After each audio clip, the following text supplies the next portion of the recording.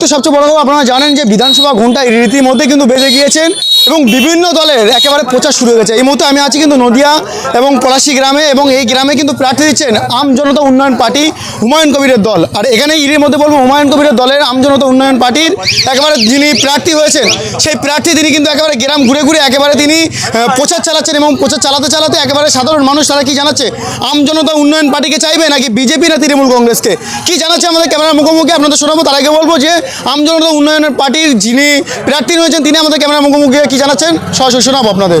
জনগণ তবু আমাদের জন্য ওয়েট করে আছে। এখান থেকে বুঝতে পারা যাচ্ছে যে সারা পাবলিকের কতটা সারা আম জনতা উন্নয়ন পার্টির জন্য, এবং আমাদের হুমায়ুন কবির সাহেবকে এতটা ভালোবাসা দিচ্ছে।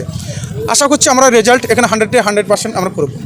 আজকে প্রথম প্রচারে বার হয়ে আমরা খুব সুন্দর সাড়া পেয়েছি, যেখানে গিয়েছি সেখানে রেসপন্স পেয়েছি, সকলে ভালোবাসা দেখিয়েছে। বহু কর্মী আমাদের সঙ্গে জুড়েছে, বহু কর্মী আমাদের সঙ্গে দেখা করেছে। হ্যাঁ, তারা সকলেই ভালোবাসা দেখিয়েছে, সকলেই ভোট দেবে বলে ওয়াদা করেছে। বিধানসভার অন্তর্গত একটা যান হসপিটাল আছে, কুত্তা ঘুমায়, মানুষ ঢুকলে নাক ধরে। সফল তো আমরা 100% হব, সেরকম চিন্তাভাবনা আছে। আর এটা পুরো বিশ্বাস, জনগণের কাছে গিয়েছি, মানুষের পাশে গিয়েছি, সকলের কাছ থেকে একই চিন্তাভাবনা বা সকলের একই উদ্দেশ্য, সকলেই প্রতিশ্রুতি দিয়েছে আমাদের এজেইউ পার্টি আম জনতা উন্নয়ন পার্টিকে জেতানোর জন্য। আজকে প্রচার শুরু করলেন, এরপরে কি প্রচারের ঝড় তুলবেন? বেশক, এরপরে আমরা প্রচারের জন্য সমস্ত জায়গায় যাব আর প্রচণ্ড ঝড় তুলে দেবো প্রচারের জন্য। প্রচারের কি কি প্ল্যান আছে জনগণের জন্য একটু যদি বলেন। জনগণের জন্য ভালো কাজ করার ইচ্ছা আছে, শিক্ষার ব্যবস্থা করার চিন্তাভাবনা আছে, স্বাস্থ্যের জন্য চিন্তাভাবনা আছে, এবং এই এরিয়ার মানুষের জন্য চাকরির জন্য আমরা চিন্তাভাবনা করে রেখেছি। আচ্ছা, আপনাদের দলের চেয়ারম্যান অর্থাৎ হুমায়ুন কবির তিনি কি আপনার হয়ে আপনার বিধানসভায় প্রচারে আসবেন? হ্যাঁ, হুমায়ুন সাহেব আমার বিধানসভায় আসবেন, একবার নয় কয়েকবার আসবেন প্রচারের জন্য। আপনাদের সঙ্গে মিম অর্থাৎ MIM আসাউদ্দিন ওয়াইসির দলের জোট হয়েছে, আমরা সোশ্যাল মিডিয়া এবং মিডিয়ার মাধ্যমে দেখলাম। আসাউদ্দিন ওয়াইসি সাহেব কি প্রচারে আসতে পারে আপনার বিধানসভায়? হ্যাঁ, আমার বিধানসভায় কথা হয়েছে, আসাউদ্দিন ওয়াইসি সাহেব প্রচারে আসবেন। তো আপনি যে বিধানসভায় প্রতিদ্বন্দ্বিতা করছেন, আপনার প্রধান প্রতিপক্ষ কাকে মনে করছেন, বিজেপি, তৃণমূল না অন্য কাউকে? এখানে আমরা যেভাবে ঘুরলাম, ঘুরে বুঝতে পারলাম যে আমাদের প্রথম প্রতিপক্ষ হচ্ছে বিজেপি।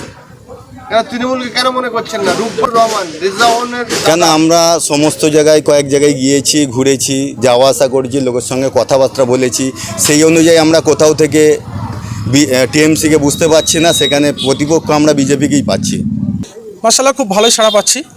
আমরা আজকে সারাদিনই প্রার্থীকে নিয়ে ঘুরছি, যেহেতু পলাশীপাড়া বিধানসভাটার 13টা অঞ্চল, এলাকাটা খুবই বড়। এই নিয়ে আমরা সকাল থেকে ঘুরছি। আমাদের প্রার্থী ডিক্লেয়ার হয়েছে আম জনতা উন্নয়ন পার্টির গত 22 তারিখ।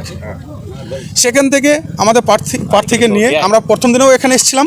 হ্যাঁ, এটা আমরা পলাশীপাড়া যেটা আমাদের ব্লক, ওখান থেকে প্রচার শুরু করেছি আজকে সকালে। এখন বাজে ঘড়িতে 8:30। আমরা পলাশীপাড়া থেকে পলসুন্ডা, বাড়িপাড়া এবং বানিয়া এগুলো প্রচার করতে করতে আমরা এনাদেরকে টাইম দিয়েছিলাম সন্ধ্যা 5টার সময়। আমরা অনেক লেট হয়ে গেছে, আপনারা দেখতে পাচ্ছেন। এখানে দেখলাম যে তৃণমূলের প্রার্থী রূপপানু, যিনি রেজওয়ান, যিনি যার মৃত্যু হয়েছিল বামফ্রন্ট আমলে, রেজওয়ানের দাদা, তিনি এর আগে বিভিন্ন বিধানসভা চেঞ্জ করেছেন, চোপড়া বিধানসভা চেঞ্জ হয়েছে, আর এখন দেখছি আপনাদের এই পলাশীপাড়ায় তিনি প্রার্থী হয়েছেন।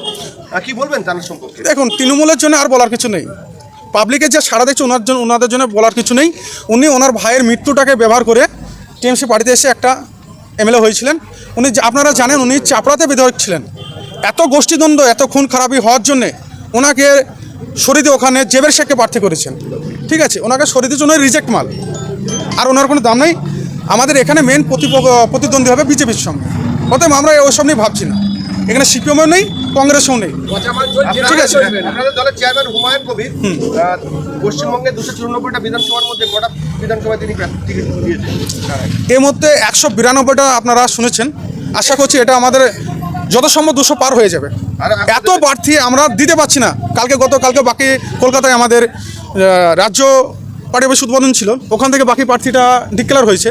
তো এখনও আমাদের হুমায়ুন সাহেব বলছেন, চেয়ারম্যান সাহেব বলছেন যে না, আমাদেরকে আরও মনে প্রার্থী দিতে হবে। আপনারা কালকেও দেখেছেন বিভিন্ন পার্টি থেকে, দল থেকে, হিন্দু মুসলিম সকলকে প্রার্থী করা হচ্ছে। এখনও আমাদের প্রার্থী কোথায় যে দাঁড়াবে আমরা এখনও বলতে পারছি না। না, এটা 100% নেই। এনাদের যে গোষ্ঠীদ্বন্দ্ব ওইটাই মেটাতে হয়ে যাবে। টাইম শেষ। তৃণমূলের যে 72টা প্রকল্প আছে, তার মানুষ তো 72টা প্রকল্প পেয়ে উপকৃত হচ্ছে, আপনাদের কেন ভোট দেবেন? দেখেন প্রকল্প না, প্রত্যেকটা প্রকল্প কাটমানির চুরির টাকাটা ডাইরেক্ট খেতে পাচ্ছে না। এই বাংলায় একটা কথা আছে না, নাক ঘুরিয়ে ধরা, ওরা নাক ঘুরিয়ে ধরছে। একটা প্রকল্প বলেন তো চলছে? হ্যাঁ, আপনি প্রাইমারি স্কুলের মাস্টারদেরকে দেখেন, পায়ের ওপর পা তুলে ফেসবুক চালায়, পায়ের ওপর পা তুলে ফেসবুক চালায়। একটা স্কুলের মাস্টার তারা স্কুলে যায় না, আপনি দেখেন, খোঁজ নেন। আর সব করে টিএমসির ক্যাডার, ওরা মাস্টার না। আপনি ঘুরপাতে টিএমসি নেতাদের হ্যাঁ, আপনি যতটা প্রকল্প তৈরি হয়েছে একটু দেখুন না, একটা প্রকল্প চলে না, একটা চলান না। সেই টাকাগুলো যদি খরচা ওদিকে না করে যদি একটা ফ্যাক্টরি করতেন, একটা জনকল্যাণমূলক হসপিটাল করতেন, আপনি কালি ওষুধ পাওয়া যায় না। আমাদের পলাশিতে একটা হসপিটাল আছে, ওখানকার ক্যাডার হচ্ছে দামু। ও রাত্রে 9টা পর্যন্ত বসে দেয়, কত ওষুধ আসলো কত ওষুধ গেল কোনো হিসাব নেই, কত ওষুধ বিক্রি করে খায়।